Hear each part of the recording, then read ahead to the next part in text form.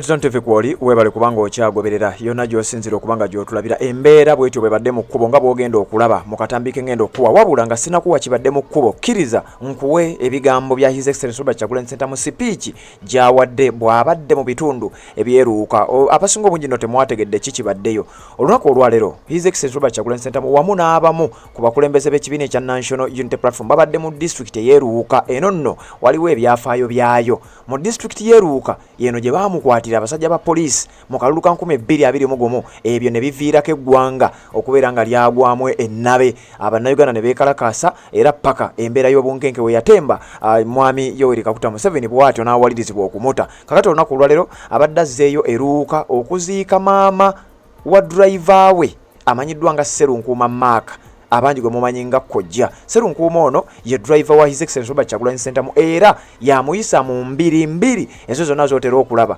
yamuyisa mu mbeera enzibu zonna omusajja oyo yavuga emmotoka His Excellency Robert Kyagulanyi Ssentamu gy'abeeramu era maako ono gye buvuddeko nnaku nga 2 emabega amawulire gajja nga bambi afiiriddwa maama we babadde bamuziika sayidi eyo era ono beddira gumu omuziro weddira ndiga nga maama wa His Excellency Robert Kyagulanyi Ssentamu era omusajja ono yamuvuga sijagamba yabadde amuvuga bambi yafiiriddwa maama we era nga His Excellency olunaku olwaleero kibadde kimukakatako okubeerawo ng'aziika maama wa Sserunkuuma Maaka abasinga obungi bamukazaako lya Kkojja olw'okubeera nti bagatta omuziro ne maama wa His Excellency kati abantu ne bamukazaako Kkojja kakati bw'abadde eyo aliko ebigambo byayogedde then ebigambo bino ng'omaze obbiraba ogenda kubeera ng'olaba ekibadde mu kkubo ebadde ensasagge yennyini nga His Excellency Robert Kyagulanyi Ssentamu avaayo wabula nga sinakuwa nsasagge ebadde mu kkubo njagala nsooke nkuwa ebigambo bye obiwulire bulungi nnyo byayogedde ayina omuliro gwa wanze era gwe wenna ow'omutima omunafu njagala okkakkane bulungi nnyo kubanga ebigambo by'ogenda okuwulira pulezidenti byayogedde bino ebigambo si bya bulijjo si bye byobadde ng'owulira era abyogedde nga twolekera akalulu ka 2026 abyogedde ng'ekibiina ekya NUP essaawa yonna wabula ennaku ntono nnyo obeere ng'owulira nti akakka akeeru kavuddeyo kaadi y'ekibiina ekya NUP egabiddwa kaakati wuliriza ebigambo bino then ku nkomerero y'ebigambo ngenda kuwa ekibadde mu kkubo ng'akomawo ne wenkoledde akatambi kano abadde tannatuuka wabula ng'akyali mu kkubo naye ngenda kulaga ekibadde mu kkubo nga His Excellency Robert Kyagulanyi Ssentamu akomawo ogenda kulaba omukwano abantu b'e Busoga gwe baamulaga luli nga ggulawo office nti ate kati ku luno gwe bamulaze ate guno mukabuka wuliriza era laba ebigambo bya president then oluvannyuma nzije nkulaga akatambi ku bibadde mu kkubo ate nzije tubeere nga tweyongerayo ene Red Zone TV sebamulide Patrick nzemberawo kubanga nkuweereza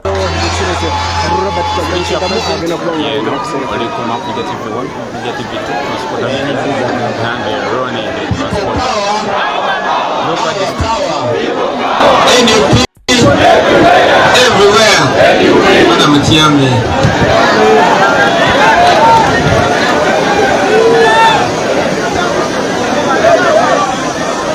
So obaino enda wakunjubisa newerabira ni deputy wifwe Madam Deputy President n'abakulembeze mwena bali wano ba MPs ba mayors abakulembeze mwena mu bifo byammwe eby'endawulo Mukama mulungi ekiseera kyona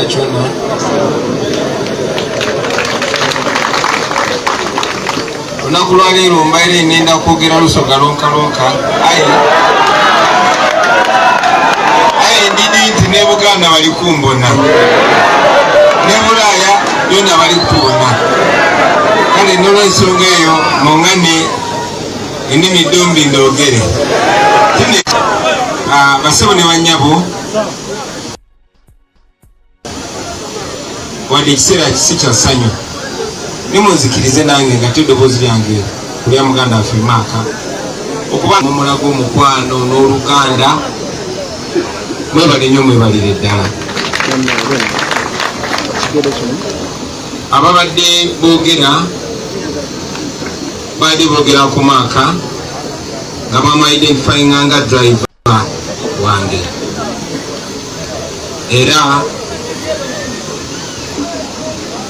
n'abamu ne bagamba nti Maaka yasinga okuvuga emmotoka mu Uganda ebyo nno nga sinayogera muzikirize biwakanye tezibituufu yes Maaka mu struggle yaffe lori ya kuvuga motoka naye simulaba nga driver. Ffenna tuli balwanyi mu struggle. Mu struggle eno buli omu alina lori ye. Mulimu abamu nga ffe nti lori yaffe yakubeera wali ku front line kulembera bannaffe. Mulimu abalala nga omulimu gwabwe gwa kugadinga abo bakulembere ku line. Mulimu abalala nga bakutukulembera genda kwogera luzungu bajobero Ssenyonyi. Mulimu abalala nga bakumakinga sure tufunye ekyokulya. Mulimu abalala nga be batambuza obulamu bwaffe ku steering z'emmotoka bano balonere transporter abamaaka n'abalala. Naye ffenna tuli basirikale tuli balwanyi mu struggle eno. Mu lutalo omusawo akutte empiso ajanjaba abantu, oyo abafunira ekyokulya, oyo asoma maapu, n'oyo abavuga mwena muba basirikale era nga mwena omugaso gwe gumu era bwe muba mufuna rank yemo. Ate n'ekirala maaka ze simuwangako mulimu nga driver mwebuzi kyajja kitya.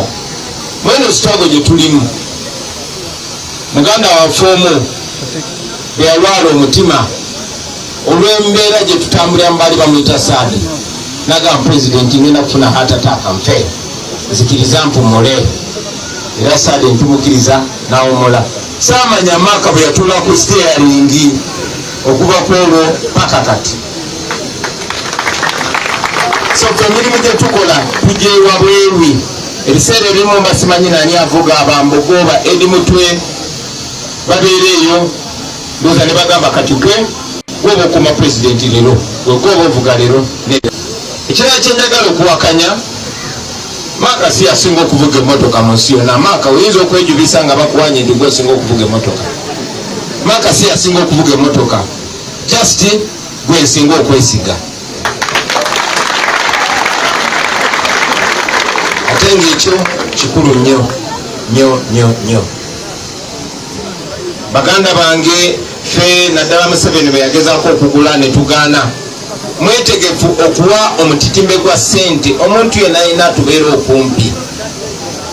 Ate mujja kyegendereza nti abantu abasinga naddala nze okumbeera okumpi munnange tebalina ssente, si bagagga, tesirina na ssente nyingi zembawa kuba siziina.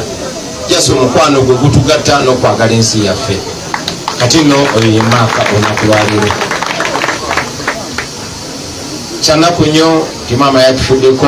Maaka njagala okukubagiza muganda wange naye ye ensi gye tutambuliramu okwokwekula. Ebiseera ebisinga kizibu nnyo kati omuntu okumanya embeera gy'oyitamu ssaawa zino.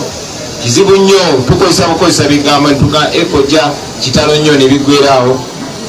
Naye manyi toyita mu kaseera akazibu ennyo. Tukusabira Omukama akugumye gwe ne famire yo, akunyiga ebiwundu, abawe essuubi, kubanga maama ye ate kiba kyawukanamu ku birala. Basabe ne bannyabo, engeri gye tuli wano ne maaka nekino kankyogereko. Manyi oyo maaka tuba tuvuga emmotoka olumu nga tunywa naye olumu yansomooza naga president gwe buli wamu bakuzaalawo, buli wamu wammwe bwe tugenda eno nti wammwe, bwe tugenda eno nti wammwe. Ne mugamba n'omugamba eruka waffe bana nze ndi Musaada Musoga. Okay, ndi Musogamu. Bulijjo mbagamba nti bajjajja baffe edda ng'abazungu tebannajja kutwawulayawulamu, twali bantu bamu.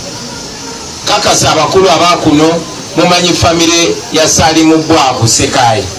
Simanyi oba mumanyi Saalimu Bwavu Sekaayi, omusajja owadda nnyo, oyo yali jjajja wange.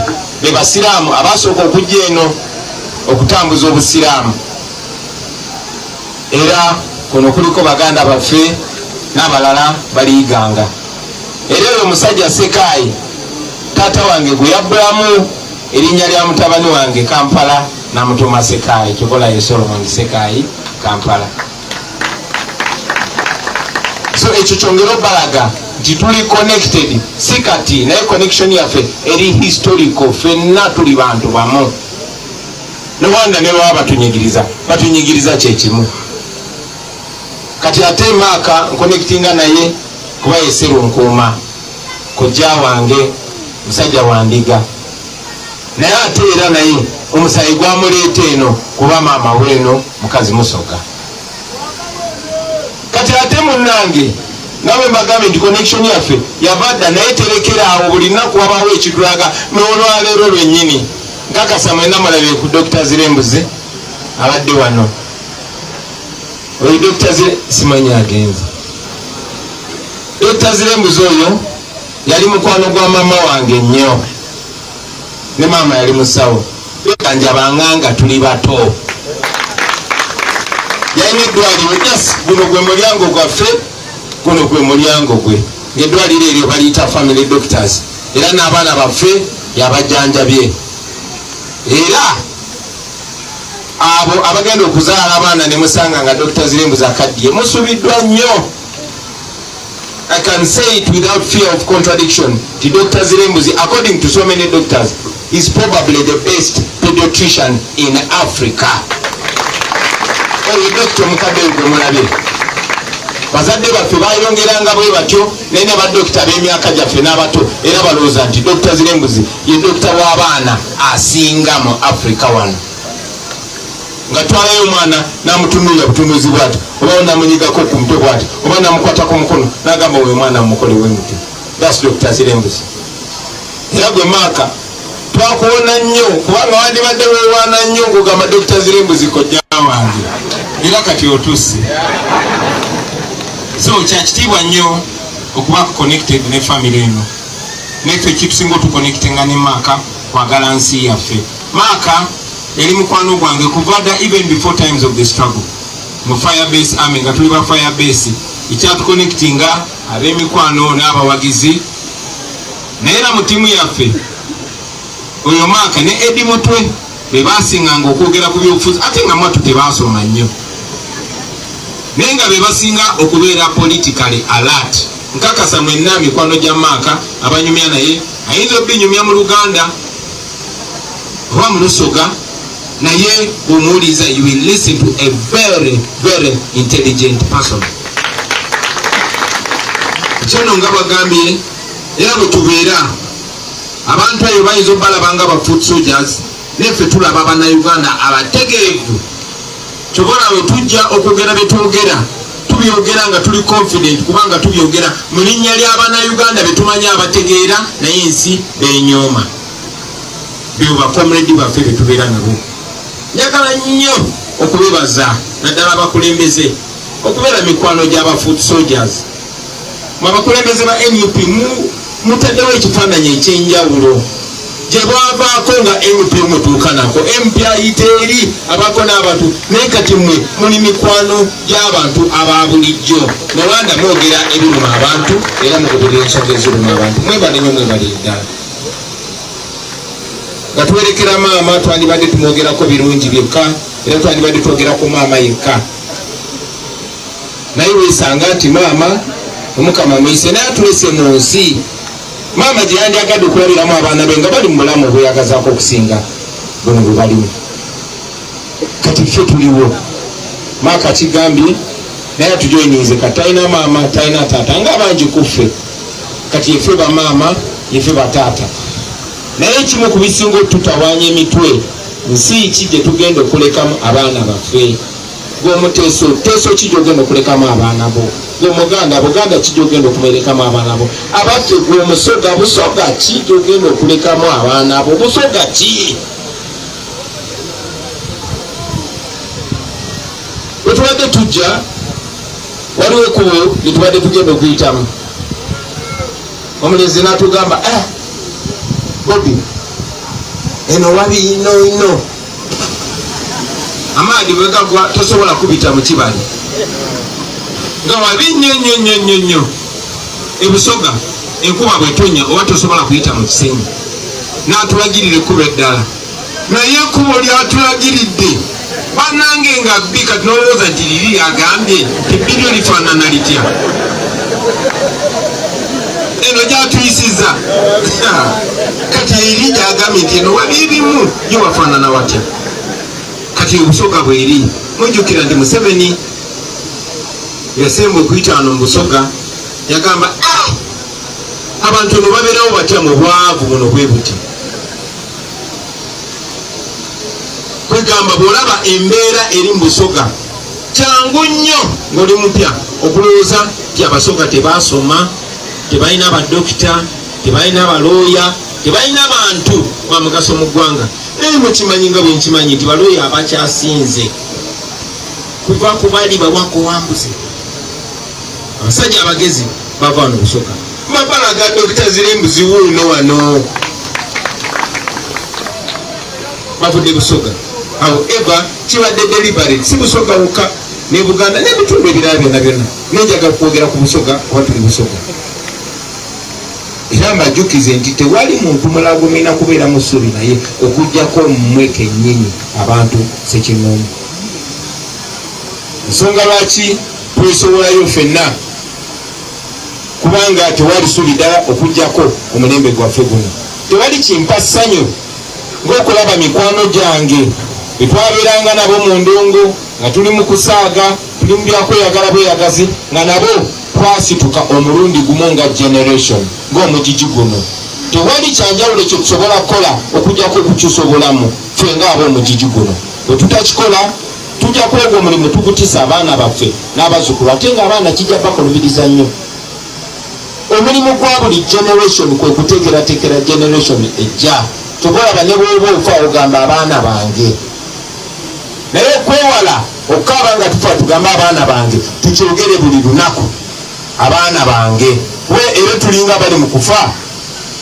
In Uganda it is not a way of life, it is a way of death. Ofudde otya, ofudde bwavu, ofudde embeera ki? Ye Uganda gye tulimu olunaku lwaleero. Njagala okubasaba Abaganda baffe naddala Abasoga abeene Busoga, njagala okubasaba mugetinge involved mmwe nga mmwe. Okukyusa eggwanga lyaffe kigenda kwetaaga ffenna tugatte emitima, tugatte n'obwongo, tukole kye tulina okukola nga bannayuganda ffenna.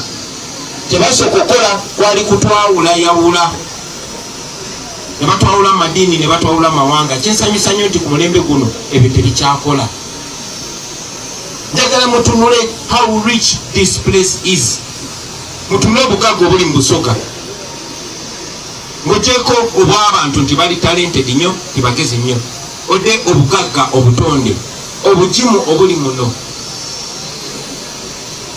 Otunule infrastructure bacolonialist gye baalekawo. Meya Bama akyogeddeko nti bo abantu b'e Busoga baagala okufuna share ku masannyalaze. Zino ndowooza bwe kyogedde kituufu nnyo, naye tense ndowooza share. Kale tugamba Abasoga bagala kubeera nga bannayuganda ne bwe gaba gava wano, lwaki buli nnyumba mu Busoga terina masannyalaze? Ekyo kizibu nnyo. Just make sure where the power comes from, every household has access to power.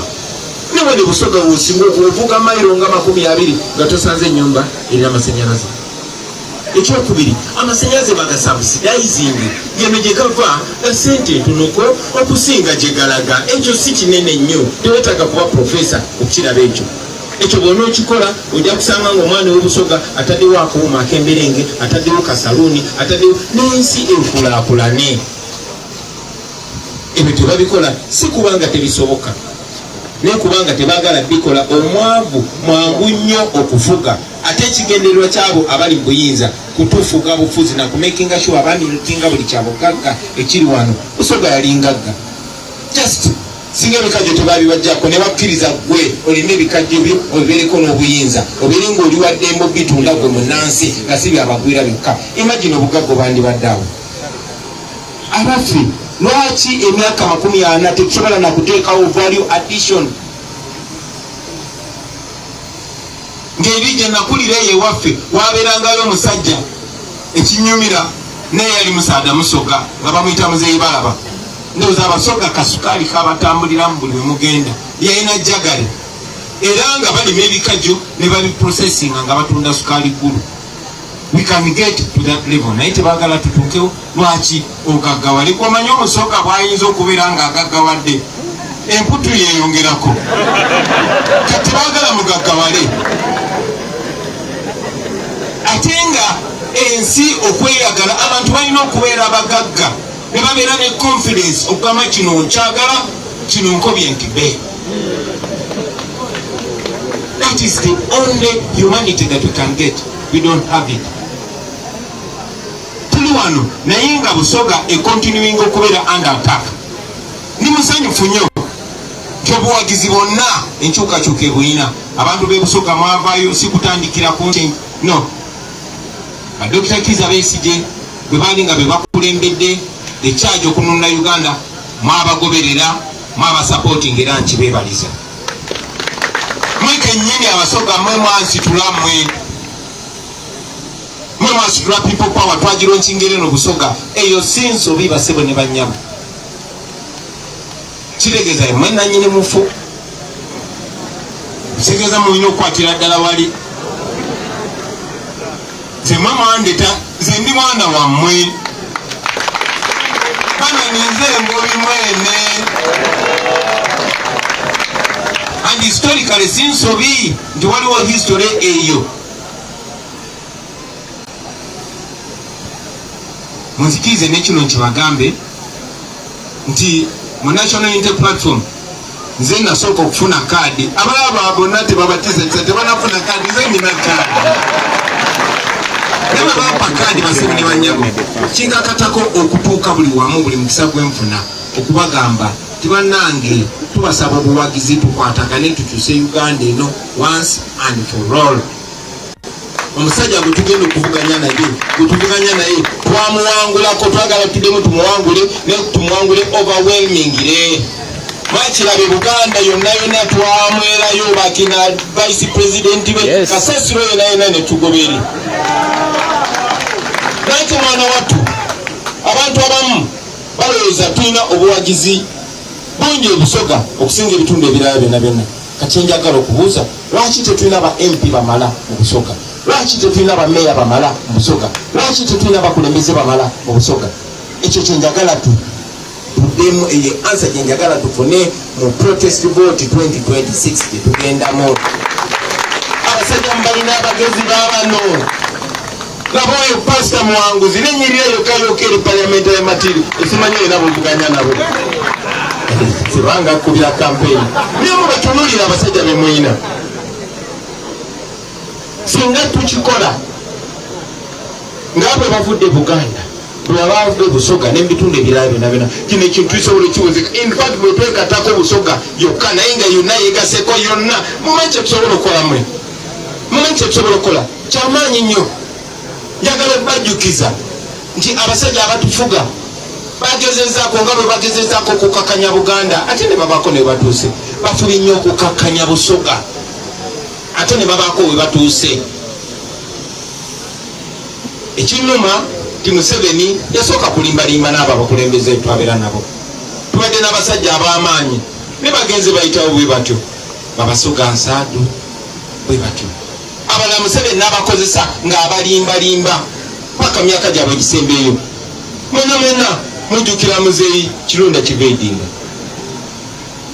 nga ye yali anka ya Museveni, yali obwongo bwa Museveni, naye n'okumuzika teyamuzika si bwe guli. Ate tebikomyawo mwana bye ekyabaddewo eggulu ku maama Kadaga.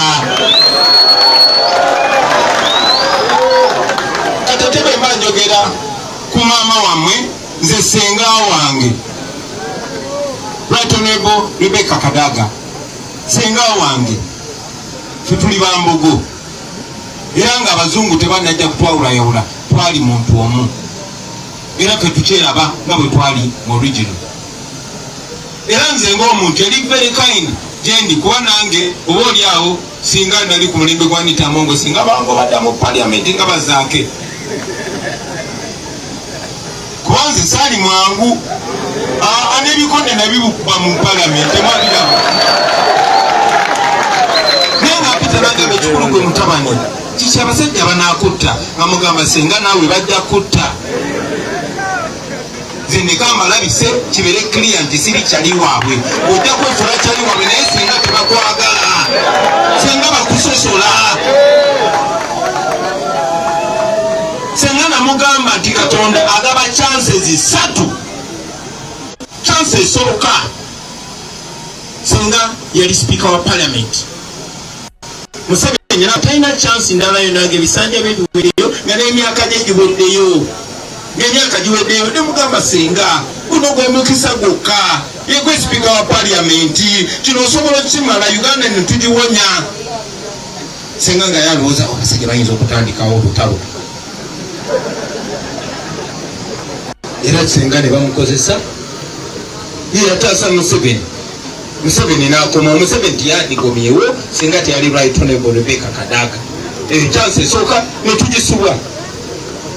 Katonda n'aleeta chance ey'okubiri eya COVID. Era nga Senga yatudde mu ntebe wali ng'amateeka gagamba kuba Museveni ne international community bwenabona twali tetusobola genda mu kalulu ako Museveni ke yali ayita scientific. Nga bwebawo embeera okusinziira ku mateeka nga tekisanja kyo yali muyinza kiweddewo. Obuyinza obwa presidency buba budda mu mikono gya speaker wa parliament. Ne mugamba Senga kwata ekintu.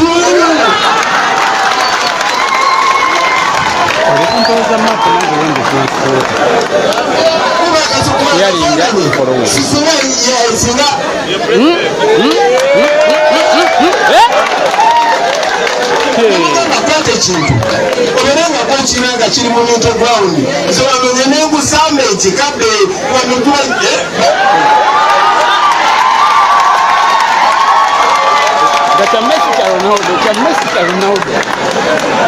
Senga nasula step eyo chance nayo negenda bwitu. Ezo chance meka kati mwana byegule kye bamukoze nemazima ga Katonda muggulu. Nze Senga ibisikanya naye pate gyalimu pate ye eyonona ekitiibwa kye kuba eyo NRP yababbi tesaana bantu balungi nga Kadaga. Era sakanya naye mu mbeera eyo nga bwe sakanya naye mu parliament nga bwe sakanya naye mu bintu bingi naye sigala mu ekitiibwa kuba mukyala wa kitiibwa mukyala mugezi ate mukyala ayagala ennyo ensi ye. Naye nga Museveni bwakola nti akozesa abantu n'amala n'abavoola n'amala n'amakinga sure abakakanya muze mulaba kikye mutalabye. Tunuulira Gilbert Bukenya muzadde waffe n'omwana we bwati bwe bamugjawo.